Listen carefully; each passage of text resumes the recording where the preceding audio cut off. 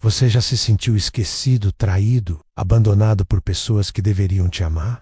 Se sim, essa história bíblica vai falar diretamente com você e o final é tão inacreditável que vai mexer com o seu coração. Hoje, vamos falar sobre José, o jovem que foi do fundo de uma cisterna ao trono do Egito, e tudo isso por causa de um sonho. Mas essa não é apenas mais uma história da Bíblia. É um retrato vivo de como Deus age quando tudo parece perdido. José era o filho favorito de Jacó, e isso causou inveja em seus irmãos. Ele tinha sonhos grandiosos, onde via todos se curvando diante dele. E em vez de celebrarem, seus irmãos o odiaram ainda mais. Até que um dia, decidiram se livrar dele. Jogaram José numa cisterna seca e depois o venderam como escravo. Ele foi levado para o Egito, um país estranho, uma língua estranha, um povo que não conhecia seu Deus. Poderia ter acabado ali, mas não acabou. José foi comprado por Potifar, um oficial do faraó. Com integridade e dedicação, ganhou confiança e foi colocado como responsável por toda a casa. Mas a esposa de Potifar tentou seduzi-lo. José recusou, por respeito a Deus e ao seu senhor. Resultado, foi falsamente acusado e jogado na prisão.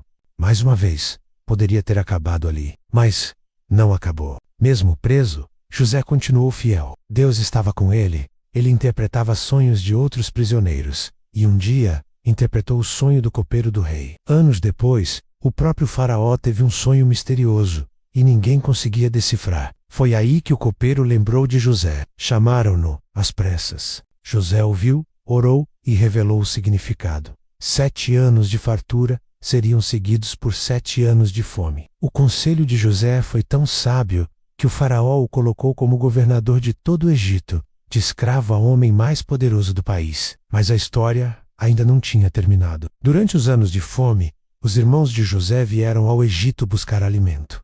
Eles não o reconheceram, mas José os reconheceu. E aqui vem a parte mais poderosa dessa história. Ele tinha o poder nas mãos, mas escolheu perdoar. Quando José revelou sua identidade aos irmãos, o choque foi tão grande que eles não conseguiam responder. Eles lembravam do menino que jogaram na cisterna, do olhar assustado, dos gritos abafados pela culpa. Agora diante deles estava um homem poderoso, vestido como egípcio, falando como governante menos, mas com os mesmos olhos de perdão. E foi aí que José fez algo ainda mais impressionante. Ele não apenas os perdoou, ele os abraçou. Chorou com eles, ofereceu alimento, abrigo e segurança. Mandou buscar seu pai, Jacó, e toda a família. O Egito se tornou o refúgio dos filhos de Israel. Tudo porque um homem decidiu não deixar o ódio vencer. Essa decisão mudaria a história de um povo inteiro. Mas pare para pensar. Por que Deus permitiu que José passasse por tudo aquilo? Por que não o levou direto ao trono? Por que tantos anos de dor, rejeição, prisão e silêncio? Porque Deus não estava apenas construindo um plano. Ele estava construindo um homem. As adversidades moldaram José. As perdas o tornaram mais forte. A prisão ensinou paciência. A traição o ensinou a depender somente de Deus. E no tempo certo, levante-o não apenas para governar, mas para salvar. E aqui está a verdade que pode mudar sua vida. Às vezes, o processo é o milagre. José poderia ter sido um líder arrogante, vingativo, superficial, mas ele foi um líder quebrado, sensível, cheio de compaixão, porque ele viveu na pele o que é ser rejeitado. Ele conhecia o peso do abandono, e isso o fez cuidar de outros com mais amor, com mais verdade. Talvez hoje você esteja passando pelo vale, talvez se sinta injustiçado, esquecido, preso em situações que parecem não ter saída, mas a história de José te lembra. Deus não te esqueceu. O mesmo Deus que estava com José na cisterna, estava na casa de Potifar, estava na prisão e estava no trono. Essa é a essência de toda a Bíblia. Um Deus que não abandona. E mais, um Deus que transforma a dor em propósito, que usa o mal para gerar o bem, que escreve histórias de redenção com as lágrimas daqueles que permanecem firmes. Mas ainda não acabou. A chegada da família de José ao Egito foi um marco. 70 pessoas vieram viver ali e prosperaram. Com o tempo, essas famílias se multiplicaram, geração após geração. E o que começou com uma fome e um perdão se tornou o início da grande nação de Israel. Séculos depois, aquele mesmo povo seria escravizado no Egito, e outro libertador surgiria, Moisés. Mas tudo começou. Calm. Cada detalhe importa no plano de Deus. Cada lágrima que José derramou naquela prisão, cada noite sem respostas, cada não que ele ouviu, tudo fazia parte da preparação para algo muito maior. É por isso que essa história bíblica mexe com a gente, porque ela fala sobre algo que todos nós vivemos: o silêncio de Deus, a espera, as promessas que parecem distantes, as pessoas que nos machucam, as portas que se fecham. Mas ela também fala sobre algo que precisamos lembrar todos os dias: o Deus que promete, cumpre. E às vezes, Ele está mais próximo no silêncio do que no barulho, mais presente no sofrimento do que nos aplausos, mais ativo no deserto do que no palácio. José nos ensina a confiar, mesmo quando tudo parece errado, a não nos vingar, mesmo quando temos o poder nas mãos, a lembrar que não estamos sozinhos, menos mesmo quando ninguém mais está por perto. E acima de tudo, ele nos ensina que a dor não é o fim da história.